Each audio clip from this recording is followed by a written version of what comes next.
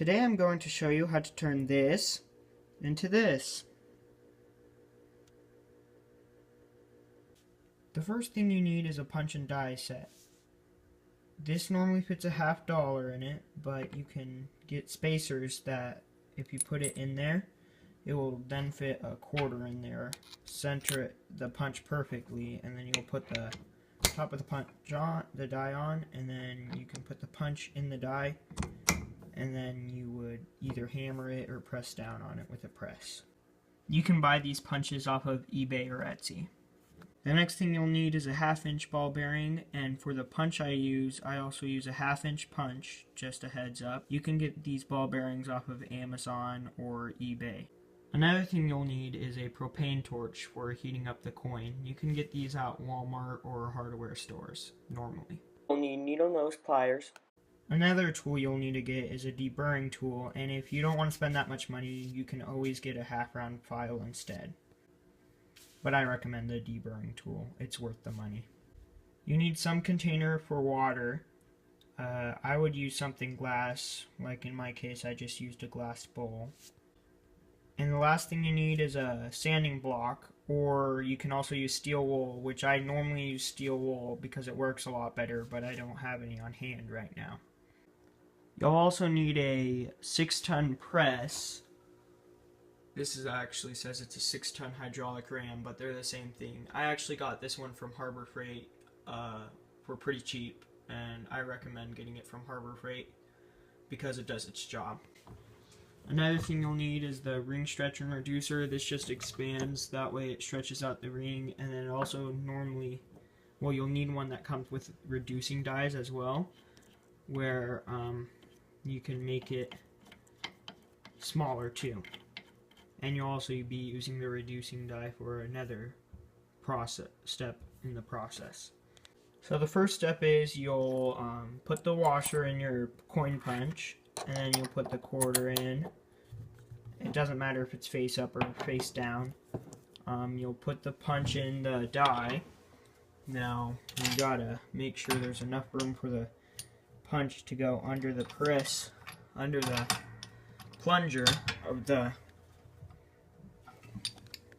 So the first step is you're going to be punching the hole in the coin, and what you do is just put the washer in the punch, put the coin so it fits in that washer, and you'll put the top on the die, and you'll put it in the press. Make sure it's directly under that plunger, which is just this black thing right here on the press, and then you'll be pressing down on the handle. Make sure it's going down good. Sorry if it's a bit shaky. So now you'll just press down, and it's gonna make probably a loud noise, but that's okay. Okay, so that means the hole was punched in the coin. Let me get that for you. So that was the hole I put in the coin. And now to get the coin out of the punch, what I do is I just get another punch that I have. It's a bit thinner, that way it goes through easily. And what you're going to have to do is release the pressure, whatever you're doing. You're just going to release it, so then it goes up, so then you can fit the other punch down in there. And now you want to make sure to tighten this back up, otherwise it won't go down. So make sure to tighten it up really well, and then you're good to go. Balance the punch on it. Make sure it's directly under the plunger again. And it will just press the. And there you go. You got your coin out. And now I'll show you the next step. Okay, so the next step, you're going to get your deburring tool, and you're going to get your quarter, and then you're going to just run it in the circle, run around, and you're going to just keep on doing this until you can run your finger inside the hole without there being any sharp edges, just like that, and just make sure there's no sharp edges.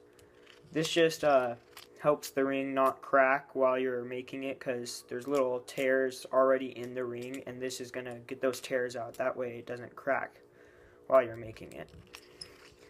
I'll get back to you when it's finished. Okay, now that we've gotten it softened out, we're going to need to heat it up with the propane torch. Make sure you have your needle nose pliers ready, and then you just turn up the propane torch as much as you can. You're going to want to heat the coin up till it becomes a dull orange or bright red. And once you've heated it up, it should look something like this. And then you dip it in the water with the pliers. Okay, now that you've got your coin heated, you're going to be using the reducing die and the ball bearing. And what you're going to do is find the hole that fits the coin in it the best. Here. Okay, there we go. And so that one is in this particular one. And now you're going to put your half inch ball bearing in. And you're going to make sure, you are going to want to make sure that you make this flat. And I'm going to have to turn the camera off to do that. So once you got your coin leveled out, you're just going to be using the plunger and pressing down directly in the center of the ball bearing. And you're going to push on it, and you want to make sure that you're watching it. That way it doesn't tilt. Otherwise it will end up making the ring lopsided. So what you're going to do is just press down on the center of the ball until the ball either pops out or it won't go any further. Oh yes, another key thing before you start pressing the ball down is you want to make sure that the ball is on top of the head side of the coin. So the side that you want on the outside of the ring has to be facing down in the die. Okay, so we're about done. I'm just going to finish doing the rest of it on camera. That way you guys can see that it's pressing down until the ball pops out. And it just fell on the ground, but that's okay. I'll pick it up in a second. And then I'll show you what it should be looking like now. Should be looking a bit cone, not quite ring shape. You should feel the inside of it, of the ring, and if it's still a little bit rough, you can re-deburr it, which I'm going to do because this one is. On to the next step. Now you're going to reheat it up. I won't show this part on camera because it's kind of time consuming and isn't necessary to show, but just remember you want to make sure it gets to a dull orange or bright red. Once you've heated it up, you're going to put it on the ring stretcher and reducer, and you're going to stretch it out. And for me to be able to do this, I'm going to have to set the camera down, so I'll set it right there. And then so you're going to be holding onto the ring, and you're just going to be pushing on the bar. And after every time you bring the bar back, you're going to want to do a quarter of a turn with the ring. So you're going to want to turn the ring a quarter way around. Okay, and then just keep doing that until it becomes flat, and I'll show you what that looks like once I am done. Okay, it's almost there. I will show you what it looks like.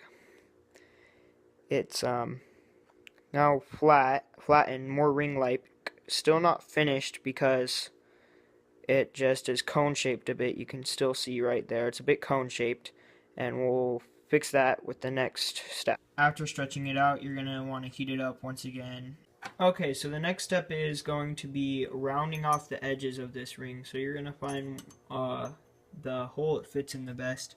You want it to be sticking out a little bit. Here, let me bring it into light. You want it to be sticking out a little. Or if you don't want to be using the press, you can just use this and press it down with the plunger.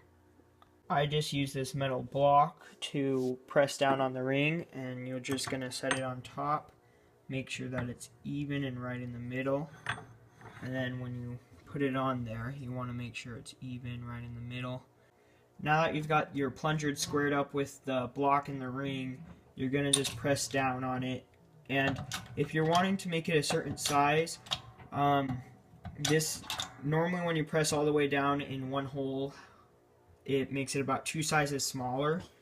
So if you want a size 6 and it was a size 8 before, find a hole that fits it the right way, and that makes it about 2 sizes smaller, so it will make it into about a 6. So now you just flip it over and put the other side and do the same thing.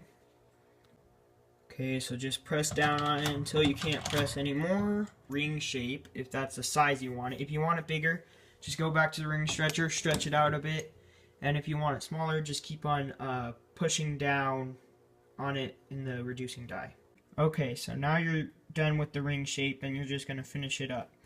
You're going to need to get your deburring tool back out and you're just going to deburr the inside of this part, and I will show you what it looks like when it's smoothened out. Okay, so this is what it's going to look like when it's smoothened out. It's not going to focus very well, but you can just see it's a bit softer than it was before. So now you're going to use the sanding block to take off all the black stuff from heating it up. And you're just going to run it on the sanding block on both sides, the top and the bottom, just to make that shine up, and it actually smoothens out the ring a bit too, so that makes it feel more comfortable. And now you're just going to run it along like this as much as you can, and it's easier with two hands, so I'm going to turn the camera off and then I'll be back and show you what it looks like when it's done. Okay, this is what it should look like when you're finished sanding it, and also I would prefer to use steel wool like I said before, but I don't have any right now. Also with steel wool you can get the insides a lot easier, but I didn't have any like I said. So that's what it should look like, and then there's one more step. Now you're just going to use one of these jewelry wipes, and I get these from Walmart. They're pretty cheap and they come with 25 of them. So what you're going to do now is pick up the rag, wipe, and just wipe the outside and inside of this ring real quick, and we'll shine it up, and I'll show you what that looks like when I'm done. And this is what the finished product should look similar to. So please let me know how yours turn out, and thanks for watching. Also, if you don't want to buy any of the equipment to make the rings, you can just go and buy the ring off my Etsy shop, and I'll leave a link for that in the description. So thanks for watching.